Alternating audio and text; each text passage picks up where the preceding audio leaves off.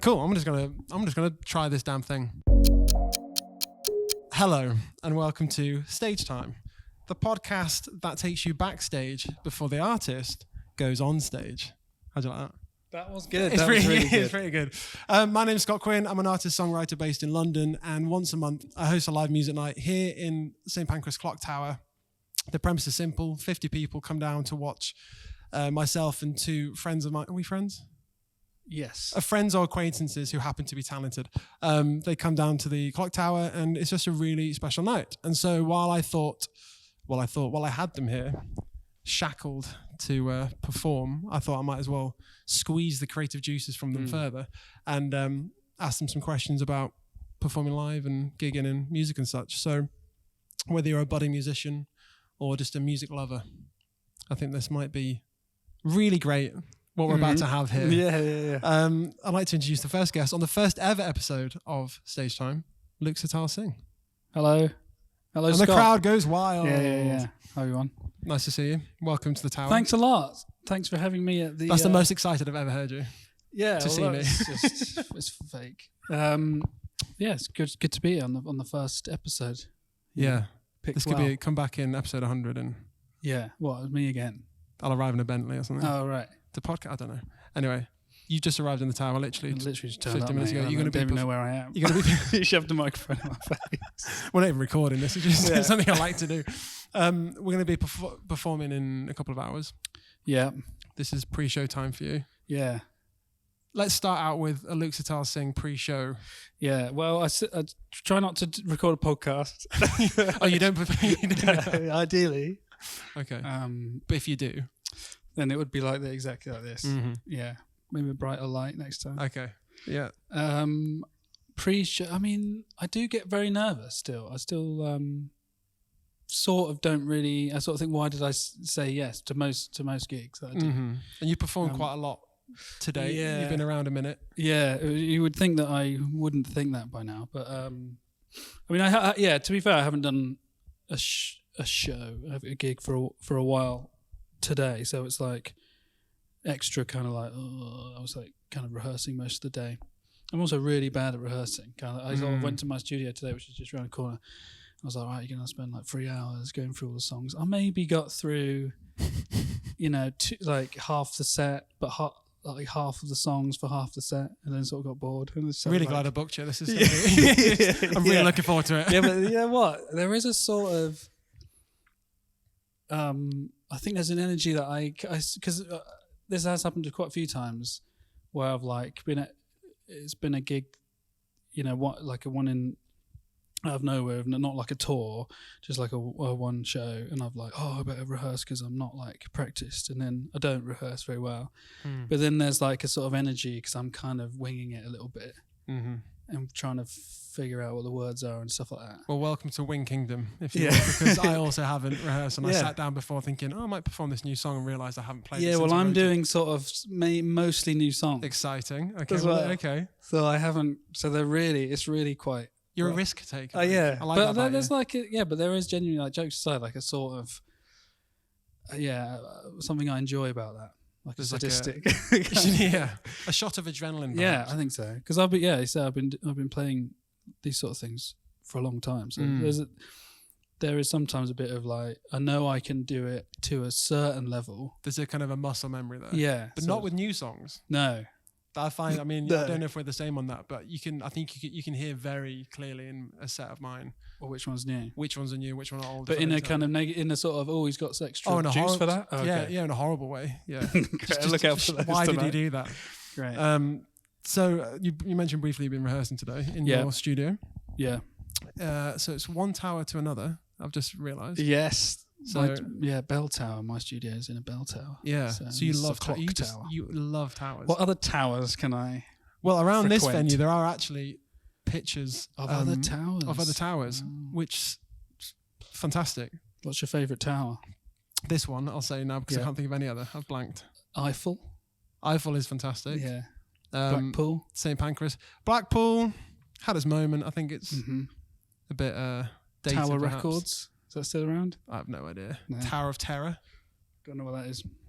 Next question. Yeah. So I've derailed it. yeah, I completely tower bouncer. lost you. So I did. I mean, I know you socially, Hmm. socially awkwardly, perhaps. I've seen you perform a few times in the past. I think 2 or 3 times. Yeah. One at a Soho House show years ago. Oh yeah. And I turned up to the wrong Soho House about 15 minutes from stage time. So that was because it was entertaining. at the Soho ones, the various. We were in original Shoreditch, you were in Soho. Okay. Yeah. That's irrelevant anyway. This No, more it's a about me than great. you. It's a great story. And the second time, was it Earth? You played Earth Hackney? I don't know when you came. I did play it. Yeah. I was there then, yeah, because Okay. I remember going, you bastard. I want to play this. Yeah, it was quite. That's quite scary. So now I've Trojan horsed you and I've befriended you in order to derail your career. And Because that's rise how it up works. from And the rise ashes up of so I my can, career. yeah. It's good to know. I then also thought, I'll do some research on Luke before the podcast. You're elusive, sir. There isn't a lot of information online. I'm looking for tidbits. But what sort of thing? Gossip. What sort of thing would you want to be like? Oh, that's good. I was trying to dig up dirt. Yeah, Didn't well, I've find kept any dirt. that. I did find your do lectures, Yeah. teen do lectures Oh, yeah, chat, wow. which I actually found. I watched the whole thing. It was brilliant. Was it? Yeah, It was I don't brilliant. remember. And I found a lot of parallels between us, which I thought was really Right. interesting, as we are both purveyors of sad songs. Yeah. And you find a strength in vulnerability Yeah. and exposing that. So I wondered if you could share some wisdom on that in terms of your journey to finding strength and vulnerability. I feel like I was sort of given that gift from, as long as I remember, though. I feel like my parents, my family are kind of are those sorts of people. Like you can't have a chat about the weather with anyone in my family. It will just go immediately to like, yeah, but what's your soul like? How's your soul? Are you crying in the rain so the tears don't count? Type thing? Yeah. It's just straight. We just go straight there. That's quite a lot over breakfast, isn't it? And it's not even a joke. Like we were there. Sorry. I was visiting my parents the other day, and there was just like there were tears around breakfast. Oh. That's the name of your next album, isn't it? Tears at breakfast. Yeah. Tears and hash browns. That's on brand. So It's an album I'd listen to actually. yeah, it's weird actually. It's quite good. Still haven't named my new album, but it's funny actually. Like I'm in a weird spot with sad music at the moment because that used to be my spiel about, and it is still alive. This was an old thing I watched to be Yeah, fair, that's so maybe fair. I'm A few years ago now. Do But you not believe in your own words anymore? I think I don't in some way. Oh, I mean, Jesus. I do and I don't. It's just that I'm in a different spot. I think Sure. I've actually found like the last few years of my life have been some of the most difficult kind of personally. And I found myself like running away from sad music. Whereas like in the past I thought that like no matter the mood I was in, like sad music always kind of made me feel understood or that someone else was going through the same thing that I was going through. Like I found that to be comforting. But I don't know if I was just like never been properly depressed before because like the most recently I've been like I had a really really shit time and I just didn't. Sad music was like, ugh. And then my new album, which I sort of wrote over the last few years, is the most kind of happy. It's not a happy album, but it's optimistic. It's just a slightly upbeat. It's got like it's lyrically dour. Like that's the thing I haven't been able to change. Like when I write lyrics, they still just dark. Suck the energy out of a room. Exactly. Yeah. But the music is sort of has a pep in its step a bit, and I think that was sort of like almost like a direct result of this sort of me being in like a bad place. So yeah, I don't really know where. I think when I'll get through this and like get around the other side, I still think my main spiel will be sad songs make you happy. Sure. But there's an evolution there. Just I think. not for me at the moment. Yeah, fair enough. But I think also you shouldn't be. I think it's fine to change your. Yeah. I mean, you were a fraud years ago. Clearly. Yeah, exactly. You lied to a bunch of teenagers in Wales. So if any of them happen to listen to this, you've been exposed. But I guess you can change your mind. So yeah, people can change their mind. Yeah, can't they? And I guess it does. You heard that here first. Yeah, you can change your mind. What is it? And now you know. I don't know. Yeah. There's that. Don't know what that was. No, I want to stop that. Cut that bit. Yeah. So you have. How long do you reckon you've been performing for? Let's say. When did you start performing live? 15. When I was 15, I distinctly remember taking it seriously at that age. And just turned 36 So you do the You're maths. looking good for 36. You do the maths. How old are you? 31. Oh, come on. Give up. I'm just We're a spring. basically the I'm a same. spring chicken. We're not the same, you and I. You don't age much in 5 years. Mate, you were holding your back when you came up that lift. That was a lift you That's came. true. That wasn't a It's true, I'm still staircase. sweaty. Yeah, so it's been a while, but it doesn't feel. I still feel kind of like a charlatan, like a kind of. Yeah, I don't feel like a veteran in any way, and it's weird because I've started working with other artists and like youngsters like yourself, Scott, and you realise, oh, I am actually quite old. To be fair, And that it's does quite get me, upsetting. especially in writing sessions Yeah. with 17, 18-year-olds who seemingly know themselves better than I ever will. Yeah. Oh, it's painful. Yeah. Especially, I don't know. I've worked with a few like Americans, and they just seem to have like these like 19-year-olds, and they just speak like they're.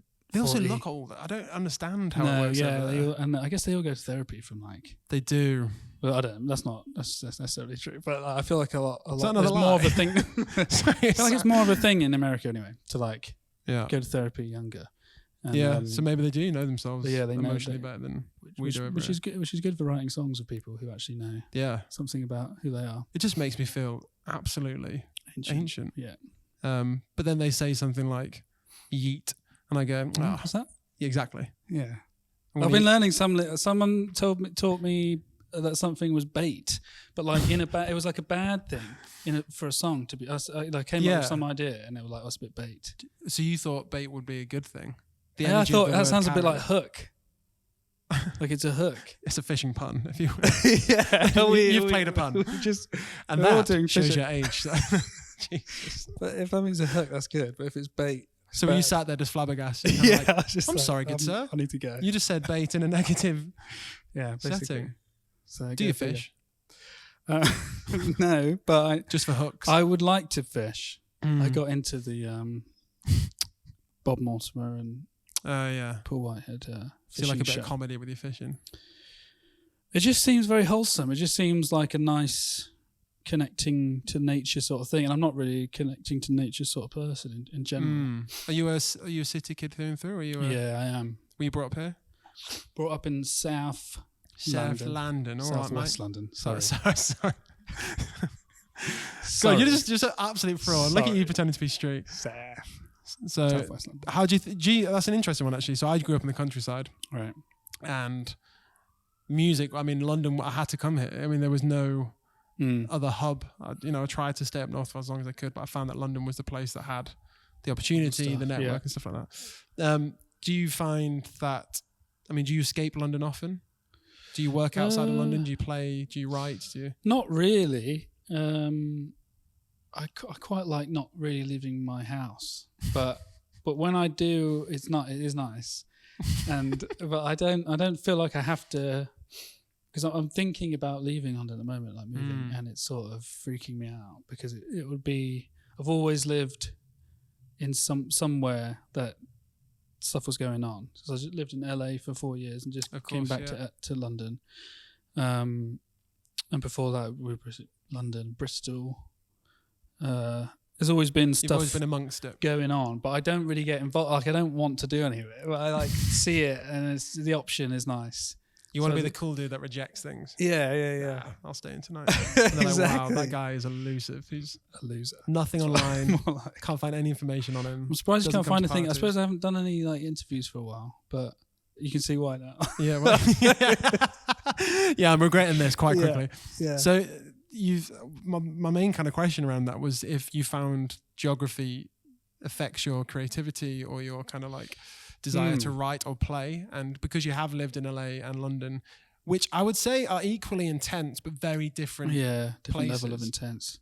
How did that, or did it affect your creativity, your songwriting, your performing? Were the crowds different out there? I played 2 gigs in 4 years. Wow. Again, elusive. Leave them wanting more. We did have a pandemic in the middle of that, so there wasn't too many gigs going on. But I'll give you that one. yeah, I don't know, because I think there was sort of like, I made an album when I was out in LA, and I think when I was telling sort of friends and acquaintii Bro. about You are from Southwest London, aren't you? about leaving to move to LA, they're like, "Oh mate, your songs you're gonna become like Beach Boys. You're gonna be so fun." Like, your album's going to be so happy sounding in the sun and It's a stuff. lot of And then pressure I for think someone to write sad songs. I think I sort of went a double down. Yeah. I was like, no, it won't. Yeah, because you won't be told what you're going to do. Yeah, exactly. So that album turned out to be pretty dour. Although I don't know, it had maybe a little bit more sunshine to it, but not really. So in that sense, when I listen to that record now, I can sort of hear the places that I was in, but I think it was more, I don't know, I don't notice it as I'm working. It's always a hindsight thing. So you're not necessarily energized in that immediate, here, let's go. Not like in a conscious way. I think for me, it's more about who I'm working with and certain connections in that sense. So, people that I connected when I was in LA, played on the record, I wrote with people, and songs that were made because of that, right? But rather than like, oh, the sun's shining, so I'm going to write a song about how the sun shines and stuff. And being back in London, again, it's sort of like, I wouldn't say I necessarily feel energy from London. It's just kind of what's going through my mind. I'm quite an insular person. It's sort of, I feel like I could live anywhere, and that's one of the things that drew me back home from LA. I was sort of like, because home is here or here. Yeah, I'm not really like. I do like LA, and I do miss it more than I thought. The weather, surely. Do miss the weather, and I miss certain things about it more than I thought I would. But I feel like I could just like float about, live anywhere, and just kind of, it doesn't seem to affect me too much. And then so I saw, in the little bit of information I could find, I don't think we've ever actually talked about your touring history before. So it's good that we're bringing it up here. You have toured Europe quite a bit. Yeah. You could say. I could say. I've said it. Well, you've said it. I've said it. I agree with it. Can't stop me now. And I've also toured through Europe a few times, and what I find interesting is, you've got very dry stage patter. I love it. It's my humour all over. How do you find, or does it at all translate to crowds where English isn't their first language? It doesn't really work that well. Oh God. It doesn't. It hasn't felt terrible. I think I do tone it down, just like automatically, when I'm in Europe. But there's definitely been a few occasions where people have talked to me at the merch desk afterwards, or tweeted or X'd me, if you will, afterwards, going like, "Your gig was really good. You should be less down on yourself." Like that's my brand. You're doing all right. Like, don't be so negative about your songs, because I'll just be on stage saying like, "There's another depressing song," whatever. Just like being fairly self-deprecating. Which to me is so clearly like a joke. It's a great joke because I sort of mean it. Like that's what's brilliant about it. I think that's a British thing as well. We do kind of mean it, but people find it funny. Yeah. And then I've also, so I haven't had any terrible kind of. I can remember times where it's just like, oh wow, this is really bombing, because they do you find yourself molding to crowds? Yeah, I think so. I think because I guess when you're on tour, you can kind of perfect it over the weeks or something, and I would usually have it down by the end of a European tour. Like the last few gigs were like, okay, I know how to. I know which jokes worked. By the end of it, you've got it nailed. For the first couple, you're like, okay, you're the warm up. You're getting all the really bad gig jokes and stuff. But I've definitely said a few things that didn't work.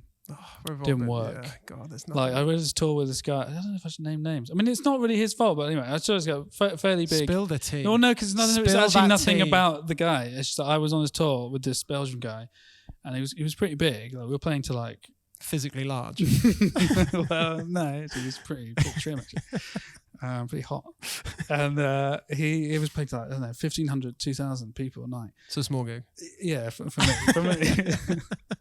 But I think just for context for everyone, it's a 50 capacity venue that we're playing this evening. What? So, 50,000 capacity venue.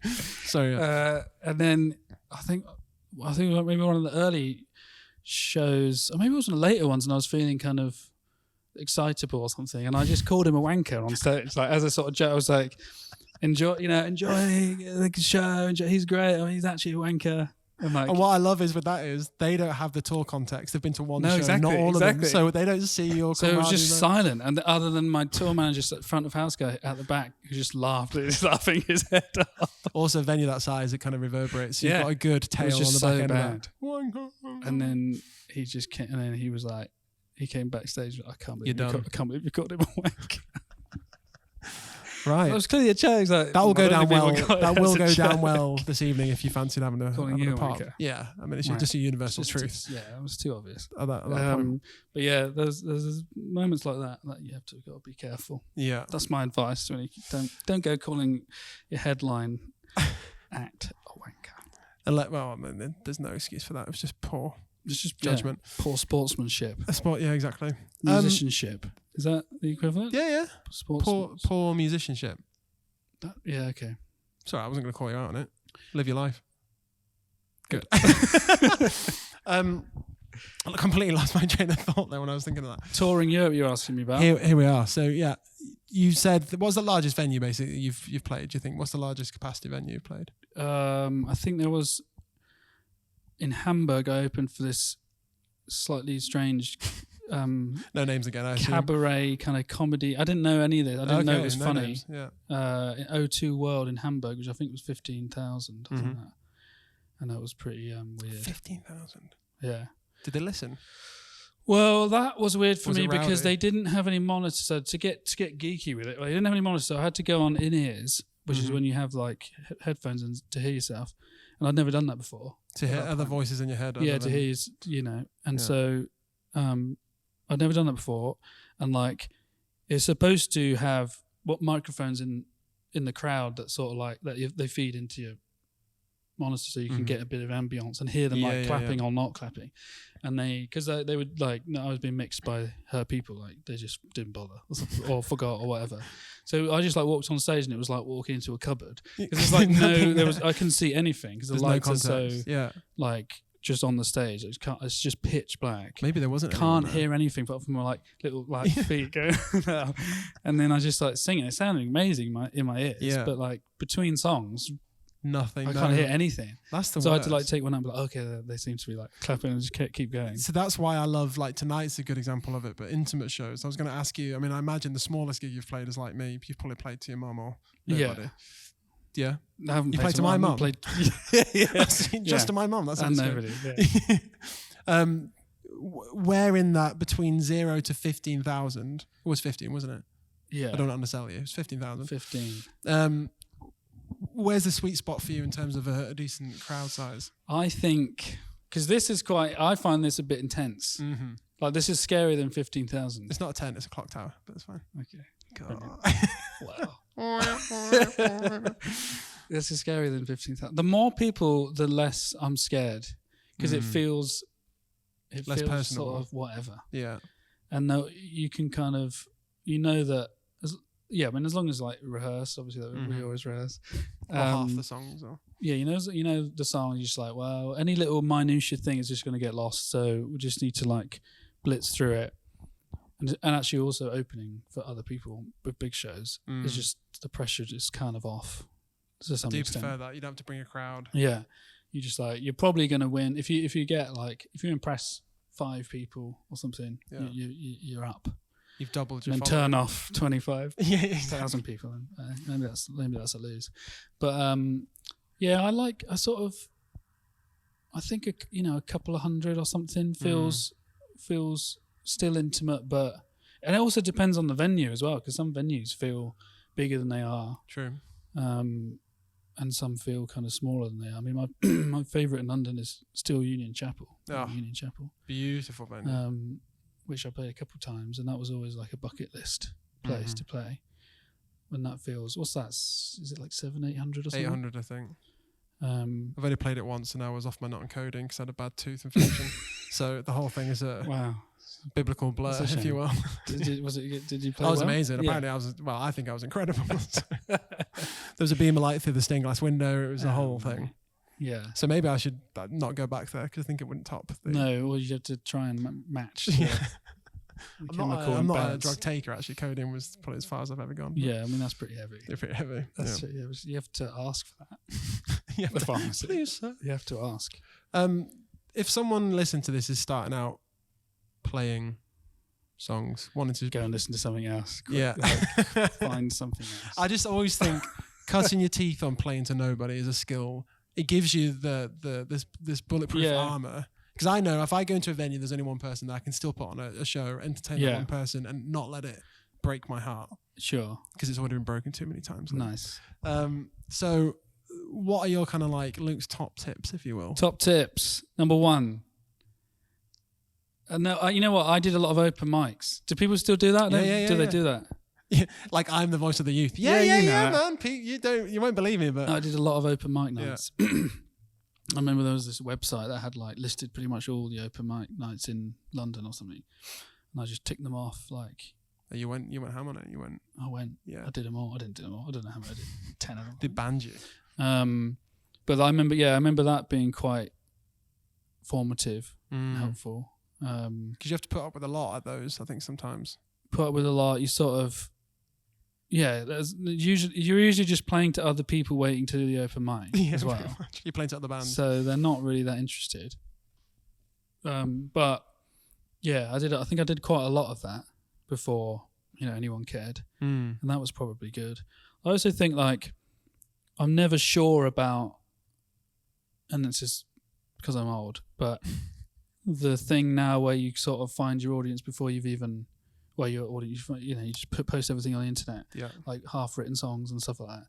I don't know if that's great because you're not connecting physically with someone in a room. room. Because you haven't written the song. Yeah. You've written a verse or whatever and a chorus, and you sort of, and talking to these youngsters, they're like, if it gets a good reaction, then they finish writing the song. And I don't know because you're writing it for them essentially. Yeah, I don't know if that's conducive to great art. Oh, bro. No, but I think I sort of mean it. Like I don't know if in the end that's going to be the way forward, the gold rush of amazing songs written. I agree. I agree with you. I think you have to spend. I think I said this in my talk lecture. I watched the whole thing. I've got it by memory. About spending a good, enjoying being in the shadows. Like, thank you. Love that bit. Ding ding. So that was an emoji you used as well. There was something. It's very easy. Can you let me lift it? I was just remembering it. I was so excited about thinking about that talk. It was so good. What did I say then? What have you were saying live in the shadows. It's a long. It's a long play. Don't be an overnight success. You said don't. You just straight out the gate. Wow. It's not even maybe. It's don't do it. Isn't it. All these teenagers now struggling to make rent because you told them. No, but I do. I stand by it a little bit. Like I've obviously changed my mind. Like don't rush to find that audience like overnight, or because you don't. I don't think people know who they are. Well, maybe you do, and you'll know when you do, but. Like they're not having anyone care and having like no expectations from other people, I think is actually quite a gift. Because when you do, like, I'm not like, particularly successful, but I do have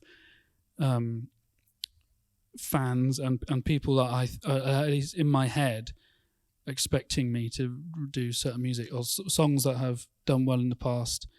That I sort of feel like locked to some extent. And I think, do I have to do another one like that? And like, that streamed really well, blah blah blah. And there's just like all these voices that kind of hard to ignore, get in the way, I think. And you just need to kind of like, and just sorry, and then and write your song, write your damn song, and then see what happens afterwards. Write as many songs as you can. This is from a songwriter point of view, really. Write as many songs as you can before anyone cares. Yeah. Because you do get better every song, do you think? Like, yeah, you got to work through it. You might be the exception, proves the rule. Everything I write is incredible. Yeah, that's it. But it just feels like the more songs you write, the more you understand what is a good song. Because when people are like, how do I write a song? It's like, well, you just have to do it. And then the question of how to write a good one is sort of, that comes later. It's quite easy to get frustrated when you're not, if you haven't started yet, you want to be playing these huge venues and stuff. But in fact, what you're saying, it's a privilege to have no eyes on you. Yeah. No one's waiting yet. Well, I think for me, and maybe other people in my temperament, I didn't do it. I didn't want to play. That wasn't the reason. It was sort of, it came out of like, I just like music and kind of want to sort of express myself Yeah. in this way, and I found music to be a form of expression rather than like, I can't wait to play the Union Chapel. I did, and I have. It's such a So great, Like, don't drop the mic, but that would have been a mic drop moment. Which leads me beautifully onto my kind of final query. go on. What's your why? Say again. What's your why? So why do you Wife? do this? What's your wife? what is she? No, what's your why? So why, what's the Why do I reason do you what I this? do? Why have you gone through years of, I mean, we both, I know this. Say it like that. Then. It's not as catchy. No, and I I can't make a jingle out of. No, you're What's right. the reason you? What's your why? Exactly. You've done it. It was a bit. It was a bit kind of atonal. Go It's again. good. No, Go change again. your mind. I'm harmonious. Yeah. What's your why? That's so good. What is your why? It is. I don't know anymore. Come on. I know it's sad. I think This whole jaded thing, it's I do. Well, I really enjoy it. yeah.